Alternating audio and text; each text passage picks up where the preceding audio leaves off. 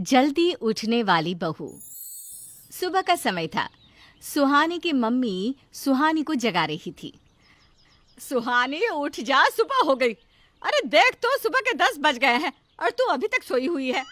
क्या है मम्मी, अभी तो 10 ही बजे हैं, थोड़ी देर और सोने दो ना। अरे पता नहीं ये लड़की कब जल्दी उठना सीखेगी। सुहानी एक पढ़ी लिखी मॉडर्न लड़की थी। वो अपने माता पिता की इकलौती संतान थी। हर चीज में होशियार। उसमें कमी थी तो बस सुबह जल्दी उठने की।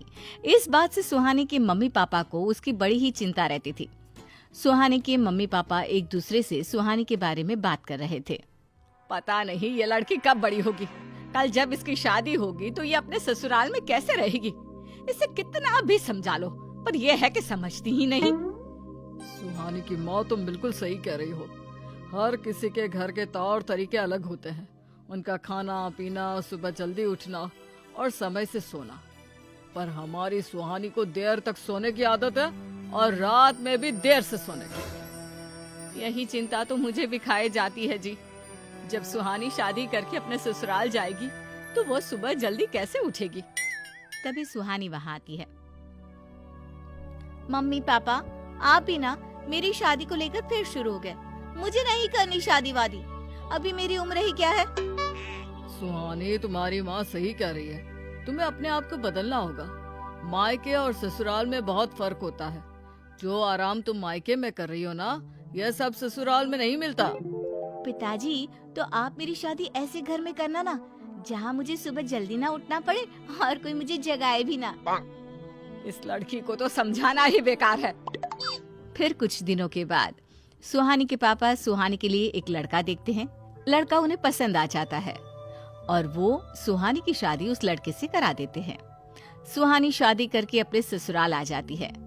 सुहानी के थोड़े दिन तो ससुराल में बहुत अच्छे से बीतते हैं, लेकिन फिर एक दिन सुबह का समय था। सुहानी अपने कमरे में सो रही थी। तभी सुहानी की सास उसे आवाज लगाती है। बहू, अभी तक सोती ही रहोगी या उठोगी भी? सुहानी अपनी सास की आवाज के साथ जाग जाती है। जी माँ जी, अभी आई।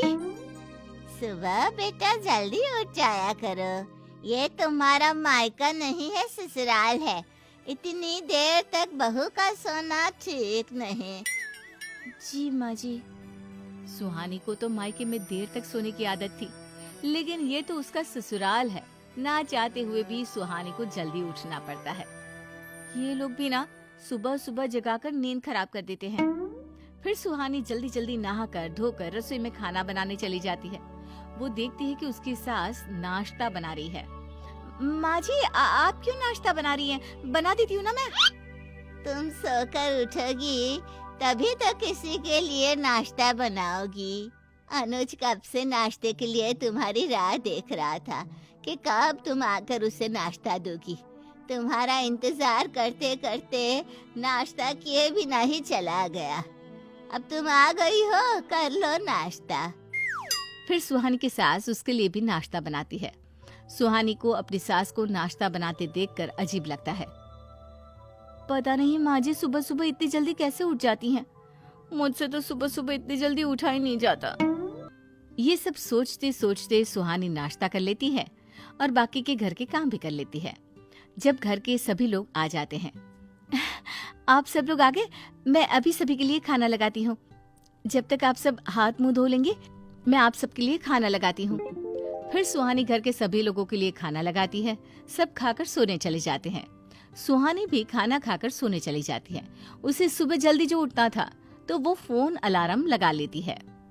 फोन में अलार्म लगा देती हूँ जिससे मैं कल जल्दी उठ सकूं। फिर सुहानी भी जल्दी सो जाती है और जैसे ही सुबह के 5 बजते हैं अलार्म बजने लगता है। कुछ देर अलार्म बजने के बाद बंद हो जाता है, लेकिन नींद के आगे सुहानी को अलार्म की आवाज सुनाई ही नहीं देती। वो सोती ही रहती है। सुहानी की सास हमेश की तरह जल्दी उठकर नहा धोकर रसोई में नाश्ता बनाने चली जाती है। तभी उनकी पड़ोसन उनके घर आती है। वो सुहानी की सास को नाश्ता बनाते हुए देखकर कहती है। क्या बात है अनुज की माँ, घर में बहू नहीं जो तुम नाश्ता बना रही हो? तभी सुहानी की सास कहती है। आज सुबह सुबह यहाँ कैसे आना हुआ? मैं इधर से गुजर रही थी, सोचा कि तुमसे मिलती चलूं। इसी बहाने तुम्हारे बहू के हाथ की चाय भी पीने को मिल जाएगी। लगता है तुम्हारी बहू अभी तक सो रही है, इसलिए कहीं दिखाई नहीं दे रही। इतने में ही सुहानी भी उठकर आ जाती है। सुहानी बहू, इतनी देर तक बहू का सोना ठीक नहीं होता। जी जी आंटी जी।